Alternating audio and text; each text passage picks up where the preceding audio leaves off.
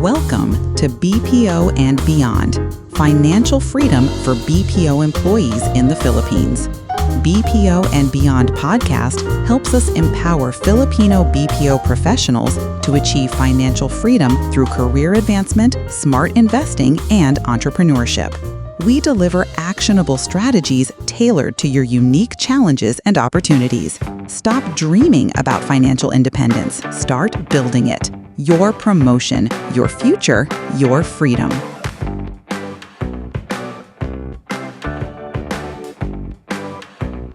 How can I get promoted when there's so much competition? Welcome back to BPO and Beyond Career Compass Series, the podcast that helps BPO professionals and ambitious workers build successful careers and achieve financial freedom. I'm your host, and today we're diving into a question that keeps many of you up at night. How can I get promoted when there's so much competition? If you've ever felt like you're working harder than ever, but watching colleagues get promoted while you stay in the same position, this episode is for you. Whether you're competing with dozens of other customer service representatives for a team leader position, or you're one of many analysts vying for a senior role, the competition for promotions in today's workplace can feel overwhelming. Let me paint a picture that might sound familiar. Last week, in our session with Carlos, a technical support specialist who's been with his BPO company for 3 years. He's consistently met his targets, received positive feedback from customers, and even volunteered for extra projects. But when a supervisor position opened up, it went to someone who had been with the company for only 18 months. Carlos was frustrated, confused, and starting to wonder if hard work actually pays off. "I don't understand," he wrote. "I do everything right, but I keep getting passed over. What am I missing?" Carlos's situation is more common than you might think. In the BPO industry, where there are often many qualified candidates competing for limited advancement opportunities, simply doing your job well isn't enough anymore. You need a strategic approach to stand out and position yourself for promotion. Today, we're going to explore exactly how to do that. Before we dive into specific strategies, let's address a fundamental truth about promotions. They're not just about rewarding past performance. While your track record is important, promotions are really about potential. Companies promote people they believe can succeed at the next level, not just people who have excelled at their current level. This distinction is crucial because it changes how you should approach your career development. Instead of just focusing on being the best customer service representative or the most accurate data analyst, you need to start demonstrating that you have the skills and mindset needed for the role you want. So, how do you stand out in a competitive environment? Let's break it down into actionable strategies. Strategy number 1. Master the art of strategic visibility. Here's a hard truth. If your manager doesn't know about your achievements, they might as well not exist. In a busy BPO environment where managers are juggling multiple teams and countless priorities, your good work can easily get lost in the shuffle unless you make a conscious effort to ensure it's seen and recognized. Strategic visibility isn't about bragging or being pushy. It's about professionally communicating your value and impact. This means documenting your achievements, sharing your successes in team meetings, and making sure your contributions are visible to decision makers. For example, instead of just meeting your call revolution targets, track additional metrics that demonstrate your value. How many customers have you helped avoid canceling their service? How many complex issues have you resolved that others escalated? What process improvements have you suggested that saved time or improved quality? Create a simple spreadsheet or document where you track these achievements monthly. Then, during your regular one-on-ones with your supervisor, share these highlights. Don't wait for your annual review to showcase your value. Also, volunteer for high-visibility projects. When your manager asks for someone to help with a special initiative, be the first to raise your hand. When there's an opportunity to present to senior leadership or participate in a cross-functional team, volunteer. These experiences not only develop your skills, but also put you on the radar of decision makers. Strategy number 2. Develop leadership skills before you need them. One of the biggest mistakes people make is waiting until they're promoted to start developing leadership skills. By then, it's too late. The people who get promoted are those who have already demonstrated leadership potential in their current roles. In the BPO environment, there are countless opportunities to develop and demonstrate leadership skills. Mentor new team members, lead a process improvement initiative, organize team building activities, volunteer to train others on new procedures or systems. Leadership isn't just about managing people, it's about influence, problem solving, and taking initiative. When you see a problem, don't just report it. Come with potential solutions. When you notice a colleague struggling, offer to help. When there's a challenging project that no one wants to tackle, step up and take ownership. Pay attention to how your current managers operate. What makes them effective? What challenges do they face? Start thinking like a manager, even while you're in an individual contributor role. This mindset shift will be evident in how you approach your work and interact with others. Strategy number 3. Build strategic relationships. Promotions aren't just about what you know, they're also about who knows you and who advocates for you. In competitive environments, having internal champions can make the difference between getting promoted and getting passed over. Start by building a strong relationship with your direct supervisor. Understand their priorities, challenges, and goals. Look for ways to make their job easier. Be the person they can count on when something important needs to get done. But don't stop there. Build relationships across the organization. Connect with colleagues in other departments. Get to know people in senior roles. Attend company events and participate in cross-functional projects. These relationships serve multiple purposes. They give you insights into opportunities that might not be widely advertised. They help you understand the broader business context, which makes you more valuable. And they create a network of people who can speak to your capabilities when promotion decisions are being made. Remember, people promote people they trust and feel comfortable working with. Technical skills might get you in the door, but relationships often determine how far you advance. Strategy number 4. Understand and exceed the unwritten requirements. Every job has official requirements listed in the job description, but there are also unwritten requirements that are just as important. These might include communication style, cultural fit, specific experiences, or demonstrated competencies that aren't explicitly stated but are essential for success. To uncover these unwritten requirements, study the people who have been promoted to the roles you want. What do they have in common? What experiences did they have before getting promoted? What skills do they demonstrate that might not be obvious from the job posting? For example, in many BPO environments, the ability to handle difficult conversations with grace is crucial for management roles, even if it's not explicitly listed as a requirement. Or, the ability to work effectively with international teams might be essential, even if it's not mentioned in the job description. Once you identify these unwritten requirements, start developing those skills and seeking out experiences that demonstrate your capabilities in these areas. If cross-cultural communication is important, volunteer for projects that involve working with international teams.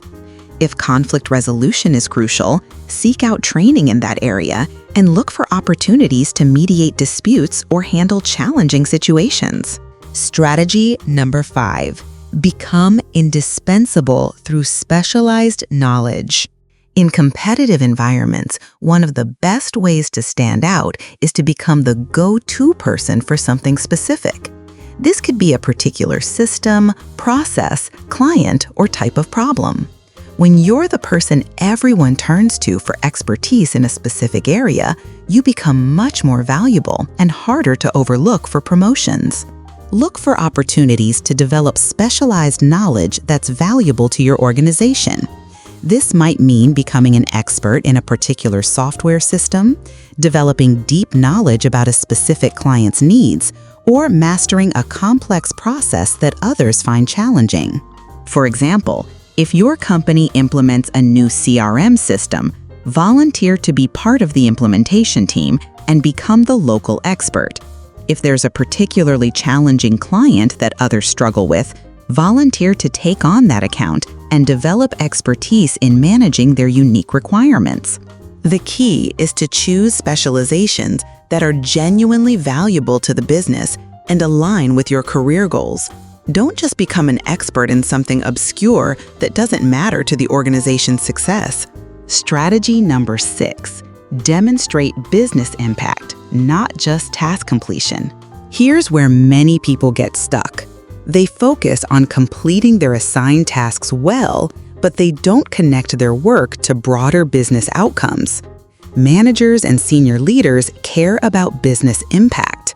They want to promote people who understand how their work contributes to the company's success and who can think beyond their immediate responsibilities. Start thinking about your work in terms of business impact. How does your performance affect customer satisfaction? How does it impact revenue? How does it contribute to cost savings or efficiency improvements? For instance, instead of just saying, "I handled 50 customer calls today," say, "I resolved 50 customer issues today," maintaining our team's 95% satisfaction rating and preventing an estimated $10,000 in potential churn based on the issues I addressed. This shift in perspective demonstrates that you understand the bigger picture and can think strategically about your role in the organization's success.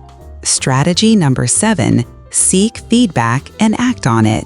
One of the most powerful ways to accelerate your promotion timeline is to actively seek feedback and then demonstrate your ability to act on it. This shows self-awareness, coachability, and a commitment to continuous improvement, all qualities that managers look for in people they want to promote. Don't wait for formal review cycles to get feedback. Regularly ask your supervisor questions like, "What's one thing I could do to be more effective in my role?" Or, "What skills should I focus on developing to prepare for advancement opportunities?" When you receive feedback, take it seriously and create a plan to address it. Then, follow up to show the progress you've made. This demonstrates that you're not just asking for feedback to check a box, you're genuinely committed to growth and improvement. Also, seek feedback from colleagues, clients, and other stakeholders. Sometimes the most valuable insights come from people who work with you day to day and see your impact firsthand. Let me share a success story that illustrates these principles in action. I worked with an associate named Donna, who was a customer service representative at a large BPO company. She had been in the same role for 2 years and was frustrated because several colleagues had been promoted while she remained in her position. Donna decided to take a strategic approach to her career advancement. First, she started tracking her achievements more systematically and sharing them with her supervisor during their monthly one-on-ones. She documented how she had helped reduce customer churn in her accounts and identified process improvements that saved the team time. Next, she volunteered to mentor new hires, which allowed her to develop and demonstrate leadership skills. She also took initiative to learn about the company's new quality assurance system and became the go-to person for questions about the new processes. Donna built relationships across the organization by participating in the company's employee resource group and volunteering for cross-functional projects. She also sought regular feedback from her supervisor and created development plans to address areas for improvement. When a team leader position opened up 6 months later, Donna was the obvious choice. Her supervisor already saw her as a leader, her colleagues respected her expertise, and senior management knew her from her involvement in various initiatives. The key to Donna's success wasn't just that she worked hard. She had always done that. The difference was that she worked strategically, focusing on the activities that would position her for promotion rather than just excelling at her current responsibilities. Now, let's address some common challenges and misconceptions about getting promoted in competitive environments. I've been here longer, so I should get promoted first. Seniority matters, but it's not the only factor, and in many cases, it's not even the most important factor. Companies promote people based on their potential to succeed in the new role, not just their tenure in the current role. If you've been in your position for a long time without being promoted, it might be because you haven't demonstrated readiness for the next level. Use the strategies we've discussed to show that you're ready for increased responsibility. I don't want to seem pushy or self-promotional. There's a difference between being pushy and being strategic about your career advancement. Advocating for yourself professionally is not only acceptable, it's necessary. If you don't communicate your value and aspirations, no one else will do it for you. The key is to focus on your contributions to the team and organization, not just your personal desires for advancement. Frame your conversations around how you can add more value and take on additional responsibilities, not just how you want to be promoted. My manager doesn't like me, so I'll never get promoted. If you genuinely believe your manager is preventing your advancement unfairly, you have a few options. First, try to understand their perspective and see if there are legitimate areas for improvement. Sometimes what feels like personal dislike is actually feedback about professional development needs. If you've addressed any legitimate concerns and still feel you're being treated unfairly, consider building relationships with other leaders in the organization who can advocate for you. You might also explore opportunities in other departments or teams where your skills and potential might be better recognized. There just aren't enough opportunities in my company. If advancement opportunities are truly limited in your current organization, you might need to look externally. However, before you do, make sure you've maximized your opportunities internally. Sometimes opportunities exist that aren't widely advertised, or new positions can be created for the right person. Also, consider lateral moves that could position you for future advancement. Sometimes moving to a different department or taking on a different type of role can open up new advancement paths. As we wrap up today's episode, I want to emphasize that getting promoted in a competitive environment requires more than just doing your current job well. It requires strategic thinking, relationship building, and a proactive approach to your career development. Remember, you're not just competing against your colleagues, you're competing against the version of yourself that settles for the status quo. The people who get promoted are those who consistently look for ways to add more value, develop new skills, and position themselves as indispensable members of their organizations. Start implementing these strategies today. Don't wait for the perfect opportunity or for someone to notice your potential. Take ownership of your career advancement and create your own opportunities. That's all for today's episode of Career Compass. If you found these strategies helpful, I'd love to hear how you're implementing them in your own career. Send us a message with your promotion success stories or challenges you're facing. Next week, we'll be exploring what to do when you feel stuck in the same role for years.